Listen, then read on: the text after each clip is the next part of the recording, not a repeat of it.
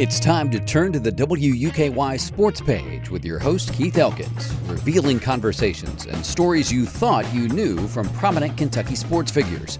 Now, here once again is Keith Elkins. Kevin Cook is with us today. He's the author of the recently published book, Memorial Coliseum, 75 Years as Monument, Stage, and Arena. It's a look back at the history of the building that was home to Wildcat men's basketball from 1950 until the move to Rupp Arena in 1976. It is still the home of women's basketball, volleyball, gymnastics, and the stunt team. And Kevin, this was quite an undertaking. Congratulations on the publication of the book. Thank you, Keith, and thank you for having me. It's a pleasure. Well, it's a pleasure to have you here, and of course there are many, many memories of Memorial Coliseum for those of us who attended games there. I was fortunate enough to do that when I was a student at UK. It's a beautiful building, a beautiful place to watch basketball, but it is much more than that, and you get into that is in your history and talking about the memorial part of Memorial Coliseum. So let's just start there. The Sure. process took a long time from the time when people began to realize that basketball was going to be a big thing here and continuing to have demand. But many years passed before the Coliseum actually opened its doors. World War II entered there. But tell me about how the whole thing came about. Well, it's probably a couple things. So the first one was almost as soon as Alumni Gym opened in 1925, and as the basketball team got more prominence, particularly when Adolph Rupp came in 1930, very soon the university and the fans realized they needed a bigger place to have the basketball games. So by the end of the 1940s, after World War II and the GI Bill, the university enrollment had really exploded. In the last few years of Alumni Gym in the late 40s, they actually could only have the students attend. They played less and less home games because they could go to a bigger arena, have more fans come to them, get more publicity, say in Chicago, New Orleans, New York City, Madison Square Garden. So the fans were kind of being squeezed out at home. And by the late 40s, the students, only half of them could go to a game at a time. They could only seat about 2,500 students, maybe squeeze in 3,000 if the fire marshal wasn't looking. So they knew for many years they needed a bigger arena. Now, with World War II, they were also, as a state, were looking for some type of monument. Now, you go back to World War I, and that's where Alumni Hall, which is is the icon of the university. That was actually a World War I monument. And inside, one of the professors, Professor Harine, he is an engineering professor. He had handwritten about 1,000 names of Kentuckians who had died in World War I. So that was kind of the background.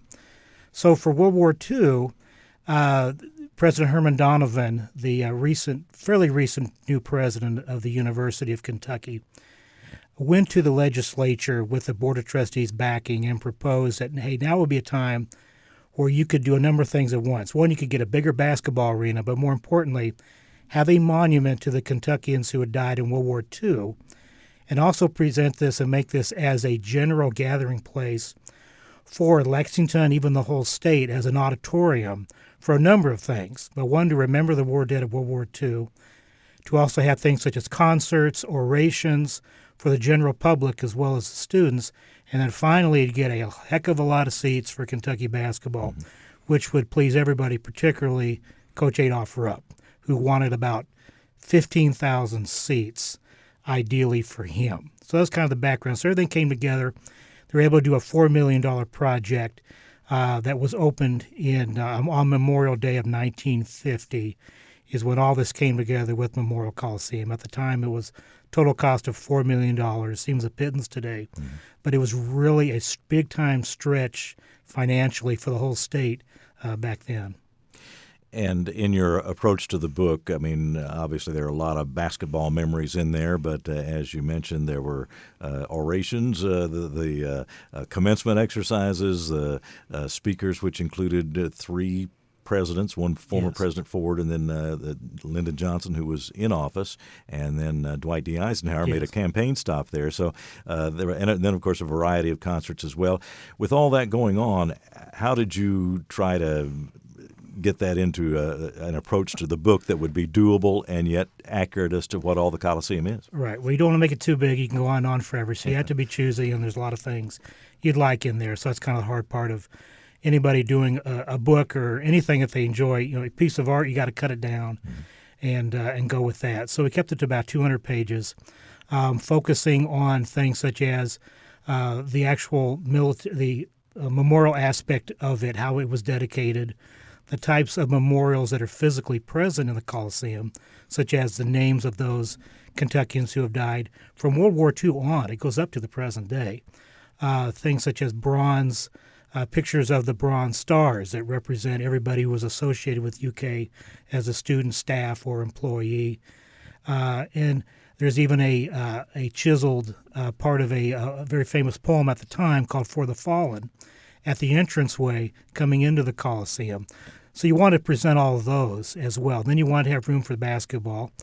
And then also to show, I wanted to document what the Coliseum looked like prior to this renovation. A major renovation was $82 million, took over a year to do.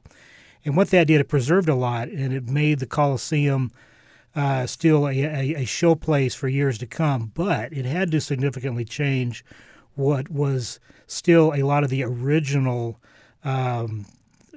parts and pieces of the Coliseum, such as the seats. The seats were 75 years old. They were original wooden seats in the main arena area. People enjoyed them, but they weren't very comfortable. Right. Yes. And, of course, it was not air-conditioned. It is now air-conditioned. So I wanted to have that aspect of it. I also wanted to pay tribute to the women when the men's basketball team moved out in 1976, the women's basketball team was already playing there, but that became the main women's athletics venue for you mentioned the gymnastics, the stunt team, the volleyball, the women's basketball. So that's been the women's main venue for now going on 50 years for that, and that had to be documented and acknowledged and praised as well. Then there was a section where I actually went to people, they were former players, coaches, just fans, people I knew, and asked them for a personal memory of the Coliseum. Some were very short, some were longer, but it's what it meant to them. And it was everything from going to a concert. It wasn't necessarily going to UK basketball. So that's I think that's a separate chapter. I think that's important because it really personalizes what the Coliseum means to people across a wide spectrum of activities and feelings. And then also a little bit beyond the Coliseum, because it is a war memorial, I wanted to pay tribute to the military history of the University of Kentucky. I'm a Navy veteran. I come from a Navy family. So it's not that long, but it is in the book. Kind of connects the Coliseum to a larger, I'd say, a military history of the campus, memorials that people may not be aware of, little plaques and things going back from prior to World War I even, and things such as Buell Armory, where the ROTC of Air Force and Army is today, and a little bit of the history of that. So that kind of connects it to the reason why I think the campus of the university has already been an appropriate place for Memorial Coliseum. It already had that history prior to the building of the Coliseum. So there's a lot to put into the book. Mm-hmm. Every piece probably shorter than I'd like it to be. But I want a lot of pictures. It is an illustrated history. There is text in there, I think, that gives the background. I try to make that interesting. But hopefully it touches the emotions and the memories of a lot of people in a lot of different ways. Yeah, I want to ask you about all those great photos that are in there and depicting different occasions and some basketball highlights, but many, many other things as well, and just a really wide range of photos and the job involved in collecting those. But let me ask you first, though, about during the construction of the Coliseum, and we talked a little bit about the money issues that went on for years, and President McVeigh was very concerned about having the university go into debt for such a facility. President Donovan a little more positive, and then things began to take shape. But you mentioned the Adamstown community right there just across, for those who don't remember, Memorial Coliseum, at one time just across the street was the football stadium and Stall Field. And of course, when Stall Field was already there, when the building of the Coliseum took place, then the neighborhood there had to go. Tell me about the remembrance of that. Yeah, well, thank you for mentioning that. And there are a couple of plaques put up outside of Memorial Coliseum, sort of on the back end where the Craft Center is, if people can go there. They're historical plaques from the university mentioning Adamstown. And there's some, I think, very interesting aerial photographs in the book that show what was there prior to breaking ground on the Coliseum. And it was a whole African-American historical neighborhood. Going back further, it was larger. It had kind of been chipped away in its size as the university expanded across what is now what is now Avenue of Champions. That time was Euclid Avenue, has different names over its lifetime. But as UK sort of expanded northward from its historic first campus, across that street, started building dormitories. There were some fraternity buildings that were built there, and a bowling alley. So Adamstown was kind of getting smaller and smaller, and most of these were rented to African American families. That was so as they start getting squeezed out, they have to move elsewhere, and eventually UK bought several square blocks over time as they negotiated the purchase of these properties. So it did destroy and had the result of a number of black families having to move out of that area to other places. So you did lose that neighborhood, and that's I think acknowledged on the plaque and acknowledged in the book as well. You do gain something, but you do lose something as well. And you mentioned the aerial photos from that, and that was just only a part of the extensive collection of photos that are in the book, which means that you must have looked at many, many more beyond those that are in the book. Tell me about the process of getting these great photos and assembling them. Well, what had helped me, I had probably a three-year experience of looking online. And by the way, if this was not available online, which it is, this book probably wouldn't have been possible with schedules and having to go in and physically look at them at the university archives. So that would have been taken much longer, probably been a 20-year project instead of a couple years. But in a previous book where I'd done a history for all the UK arenas from Alumni Gym all the way through the opening of Rupp Arena, I'd spent a number of years looking at pictures. Some of them I used in a previous book. Others I sort of made a note of. I say, hey, that'd be great to use in the future. And then with the 75th anniversary of the Coliseum coming this year, and then the renovation happening at basically almost the same time, that's what brought to mind doing an illustrated history focused on the Coliseum. And I was able to go back and relocate a number of those photos that I could now use and also add to those. So generally I was looking at from the UK online archives where many of these pictures come from, looking at just general, doing keywords such as basketball, but then also looking through old yearbooks every year and seeing a lot of times there's a good picture, but it's not the best quality and you can't really reproduce it. So that was kind of sad. You say, hey, that's great, just can't use it. Also through athletic programs, found a lot of things there. And so that's where much of it came from. And probably, again, if I had not already had the prior experience of the previous book, this would have taken longer, so we may have been talking 2 or 3 years in the future. Yeah, at least it's not back in the days where you have to shut yourself up in a room somewhere and start going through I tried that a couple photos. of times, and that was not very productive. Yeah. Yes. There's also, in addition to the picture history, there's a lot of background in the text, as you mentioned, and so you're finding some of these great moments in Memorial Coliseum history and significant moments in Kentucky history, for that matter, like the visit of the presidents. But you have to also provide some information. You can put a photo of Lyndon Johnson receiving his honorary doctorate, but you need some background there too. So tell me about the research involved there. Well, some of that came that I had. I didn't just totally reuse things, but some of them I had written about before. I try to write about them differently, bring out different facts, but a lot of it is totally new stuff. You mentioned Lyndon Johnson coming. That was very interesting because he came as the keynote speaker for the centennial celebration of the university, and that was in 1965. And the story there, that kind of the background I try to bring out in the text was everything looks hunky-dory. He's receiving his honorary doctorate degree, but right after that, as he left, the story of the witnesses is that he kind of tossed some of his robes and things aside because he had just possibly gotten bad news from Vietnam. So he kind of came to the university in good spirits and kind of left in a huff. So that's kind of a neat, interesting background to that moment. Mm-hmm.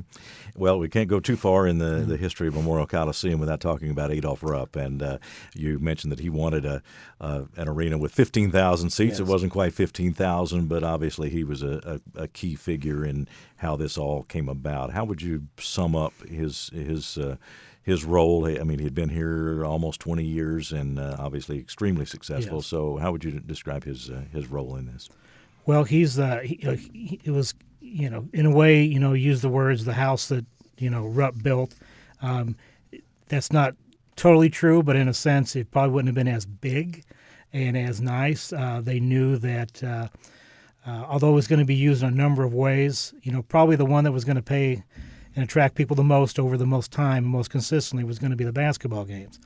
And, Rupp could bring him in. They had the seating was about 11,500. And Rupp would have wanted it wrapped around, seating all the way around. Those that know Memorial Coliseum know that originally on the south end where the lobby is, it was just a large, imposing flat wall.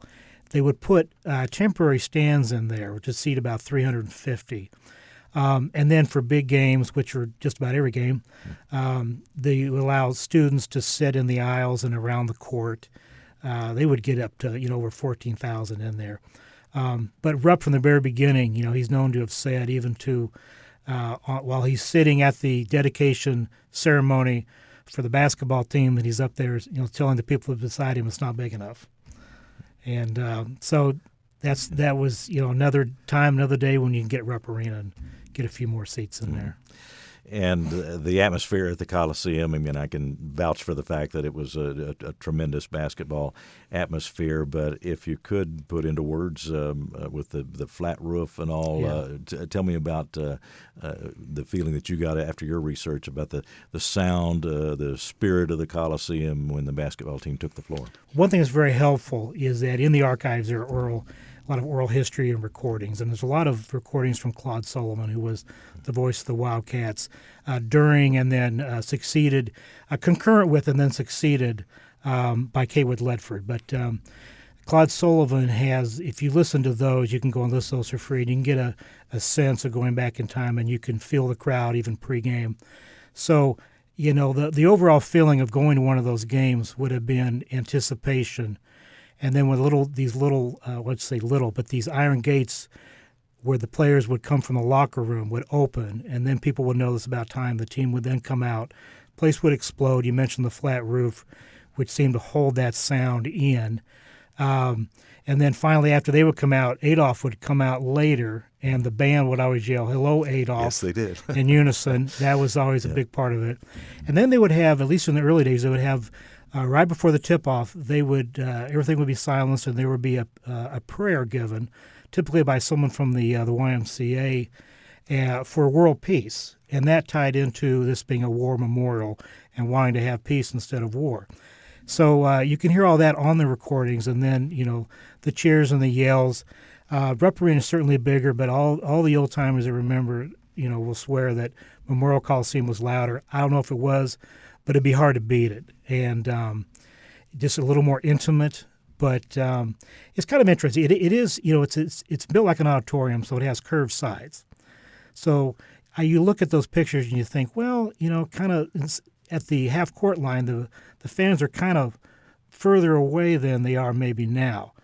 But still, that a lot of times would be filled in maybe by students sitting in there, and with the smaller confines, the noise would make up for that. There are many basketball highlights in the book, of course. One of them involved a loss at the Coliseum, the first loss for Kentucky in 129 games going back to, I believe, 1943. This occurred January 8th, 1955 to Georgia Tech, and that would have been also, of course, the first loss at the Coliseum, where they had already been playing for 5 years. Yes. So that in itself is one of the things that stands out. But you've got a lot of basketball highlights in there. But that one was a milestone. Yeah, I think they won 84 straight when they came over from Alumni Gym in 1950. And some of the players had remarked they didn't want to be the one that lost that first game, and it got such to be a long home winning streak. It was I think it may even been at Ripley's, believe it or not. I'm sure it was. It got to 129, and then things escape me. I can look at my book. I won't cheat. But there was a big game after Georgia Tech, and UK was kind of looking past it, so the story goes. It was sort of a nip and tuck game, and Georgia Tech actually won it very late. And Georgia Tech was traditionally sort of a bottom feeder in the league. They were not one of the stronger teams. And so it was just devastating. And from what I've read, it was complete silence when the horn sounded. All you could hear was Georgia Tech celebrating. Yeah. And then the bad thing was Kentucky didn't lose again until they went to Georgia Tech for revenge. Later that season, they lost again. Wasn't their year with the Yellow Jackets. There was also a season that was lost. They didn't play a schedule because of violations, and that was, 52, 53? I'm right in there anyway. Yes, And so here's this new building, and then 2 years later you don't even get to play a schedule. How did that affect people's attitudes, if anything, toward the Coliseum and wondering about its future? Well, one of the things you sort of hear these legends, and you want to go back in the research. I want to give the accurate history, so you go back to the newspaper accounts at the time. Hopefully they're pretty accurate. Excuse me. But that season, there had been a point-shaving scandal that had kind of gone back a few years. And that's a whole nother story. Some of the UK players were implicated, not the coaching staff directly. So the SEC and the NCAA together would not let teams schedule against Kentucky that year. So basically it was a year without any official games, and that was 52-53. And Kentucky had probably the best team in the country. Could have been potentially a national championship. They had Frank Ramsey and Cliff Hagan, two all-time All-Americans for Kentucky at that time, and other really stellar players. So that year, the story goes that they played 3 exhibition games, just blue-white games, intra-squad games, at the Coliseum when they were all sold out. Not quite the story. The crowds are very big. There were 3 of them. And it may have been 4. I'm losing track here, but 3 or 4.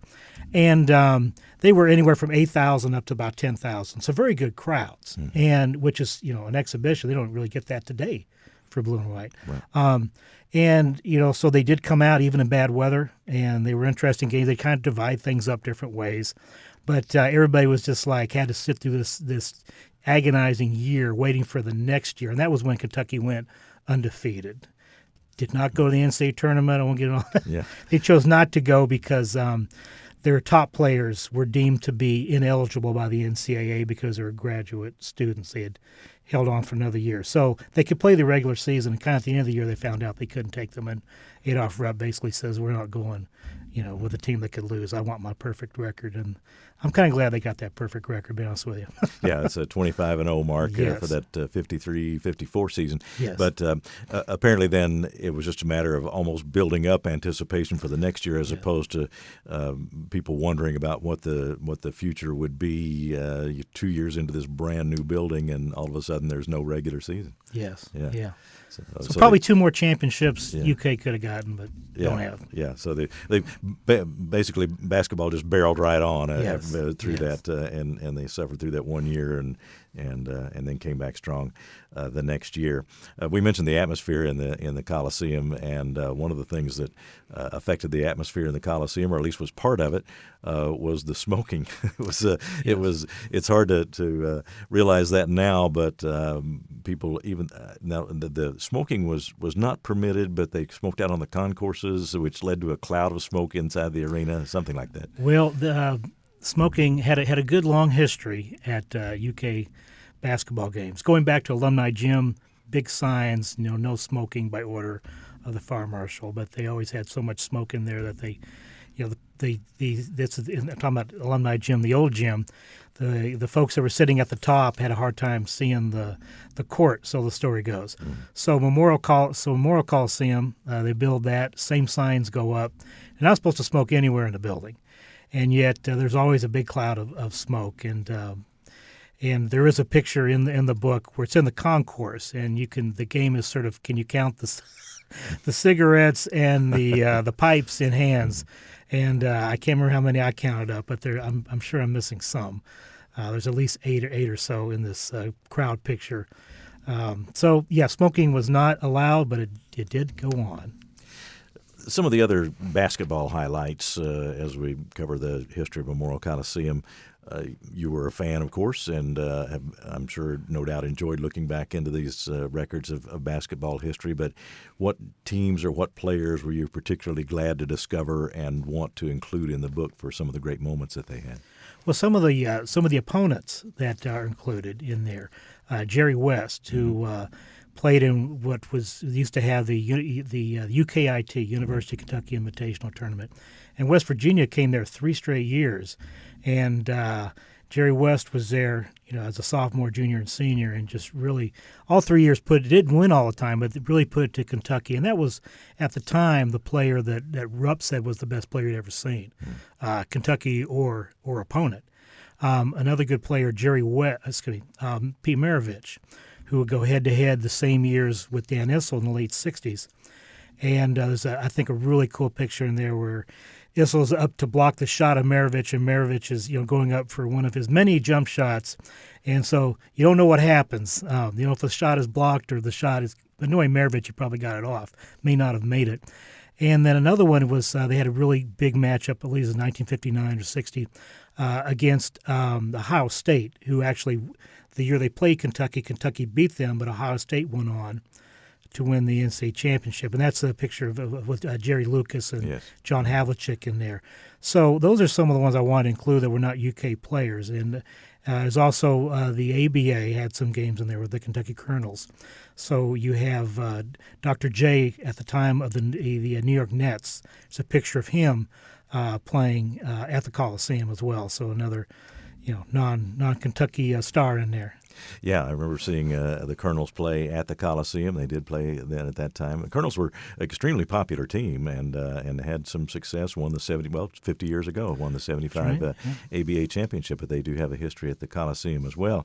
One of the big moments fairly early in the Coliseum's history was Vernon Hatton's shot against Temple that tied a game and sent it into overtime, and a miracle shot really from nearly half court, and they marked the spot. But that was one of the things that became, I guess, a permanent reminder in the Coliseum. Yes. UK, one of the things they used to do going back to Alumni Gym was for these long shots, they would put either a nail, they would hit the nail in the floor. And so there's at least 3 nails in Alumni Gym. Memorial Coliseum, they put a nail where Vern Hatton hit this shot you're talking about that went to overtime. Eventually UK won in double overtime against Temple. And after that they painted a little star around it. And what I've heard is that Vernon Hatton, what I read in the paper was eventually when they replaced the floor maybe 15 years ago in the Coliseum for the first time, they cut out that and gave that to Vernon Hatton. So I assume that's at least it was in the Hatton family. So they do like to commemorate, little things even on the floor, which I think is very cool. I wish they did that in Rupp Arena. The high school chapter of Memorial Coliseum is a great one, too. 51 through 64, I think you said in the book, was the era when the Sweet 16 was played at the Coliseum. And, of course, some great tournaments and great players passed through the Coliseum during those days as well. And if you saw a photo from a Sweet 16 high school game, it might look like a UK game from a distance because the crowd was huge and very much into it. And that was just really a huge event, and the Coliseum helped make it so. Yes, and the court was just surrounded by reporters and radio stations from across the state that were carrying the game back home, and so it probably had more media attention than the average UK game. And it's also interesting, the court's a little smaller for high school, so you see all these. Now they just put down a new floor. At the time, they would have to make do, and they would paint, sort of these lines and move the. So there's a picture in the book. You can see everything you're getting double vision with a different free throw line and a baseline, and you wonder if that affected some of the calls where the referee is looking at the wrong line. But that's very interesting. Yeah, big crowds. When the Coliseum opened, that was they had already been coming to Alumni Gym. Then they started coming to the Coliseum for that. Eventually, they would start trading off between Lexington and Louisville after Freedom Hall was built later in the 50s. And that's the Coliseum, is where, it probably the best memories of, in my opinion, of the high school tournament, were. Yeah. My late mother was a graduate of Carr Creek High School and would want me to yeah. mention the 1956 team that won the state championship. And, of course, King Kelly Coleman, Yes. Kentucky, is still probably Kentucky's most famous high school basketball player, known inside the state, and held the scoring record for so many years until Travis Perry broke it just a few years back. And that was a big moment. That 1956 tournament stands out probably as much as any of them, although every championship is great for those schools that are competing. Yeah, a couple of pictures of Coleman in action in the book, and he ended up setting the scoring record for the tournament, 68 points in a sort of a what do you call it, not the winner's game, but the consolation game. Yes. Yeah, they had one of those in the format back then. We mentioned women's basketball earlier, and the women's team, of course, still plays their home games in the Coliseum, the newly renovated Historic Memorial Coliseum now, part of the name. Kentucky played a game against Old Dominion in 1983 at the Coliseum and drew 10,622 people, which at that time was the largest crowd ever to watch a women's game in the U.S., so the Coliseum has another distinction there. Yeah, they've had success more probably recently, but Valerie Stills, the all-time more points than any other UK basketball player, played in the 1980s, All-American, and so they are building on that, and I think the future is very bright. You're going to see even bigger games. The capacity is now smaller than that with the renovation, but the sight lines and the comfort and the AC is better, so the women's basketball future is bright. Well, I can throw in one other perspective from a student.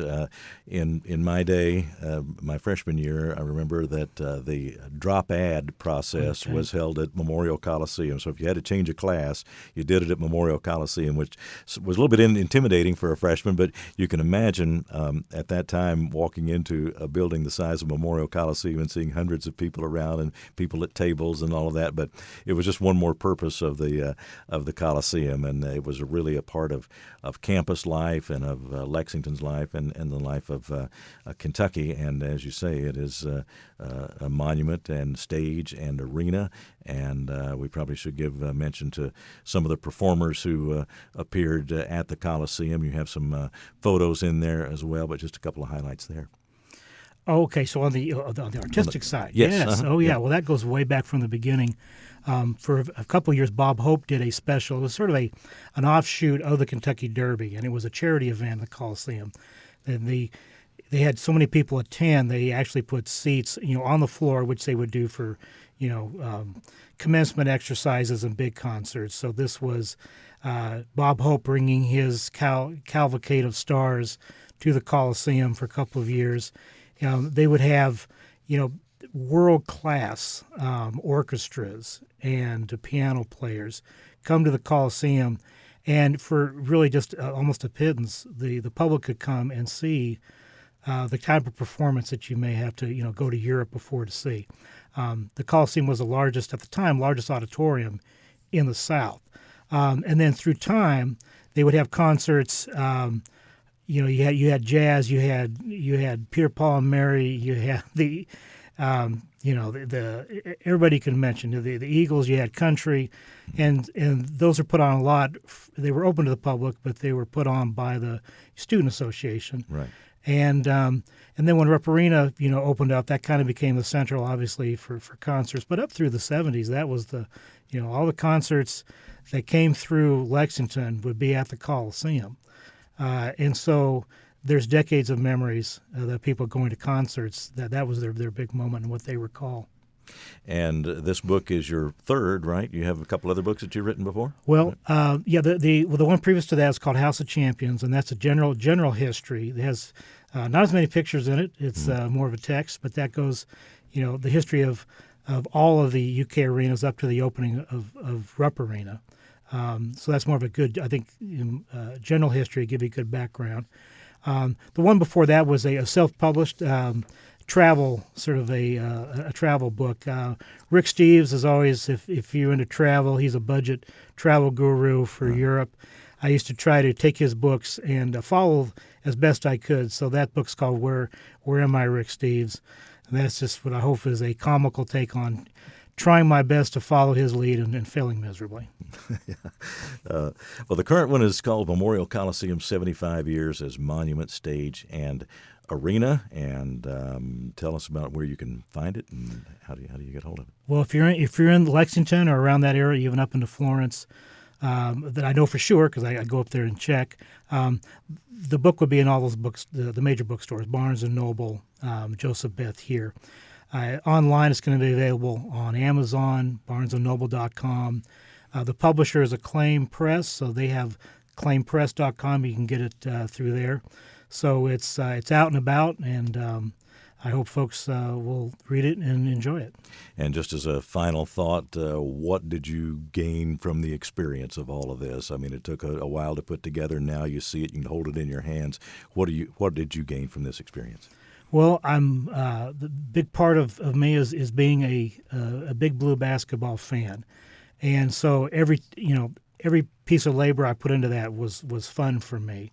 And so I just enjoy accumulating that knowledge and being able to share it. So having something physical, I think, that can be passed on by people, it's something hopefully that people can share, old-timers can share with the next generation, or the next generation can appreciate, and it'll be on bookshelves and taken down from time to time. So that's what I hope. All right. Well, congratulations again on the publication of the book. Again, it's Memorial Coliseum, 75 Years as Monument, Stage, and Arena. Kevin Cook has been with us. Thanks so much, Kevin, for your time. Thank you, Keith. I had a ball. Thank you so much. You've been listening to the WUKY Sports Page with your host, Keith Elkins, an exclusive podcast from 91.3 WUKY, produced at the WUKY studios by Alan Lytle. Our theme music is Peanut Butter and Jam by Illogical Bit, available at soundcloud.com/illogicalbit. Subscribe to the Sports Page through iTunes, Google Play, or at our website, wuky.org.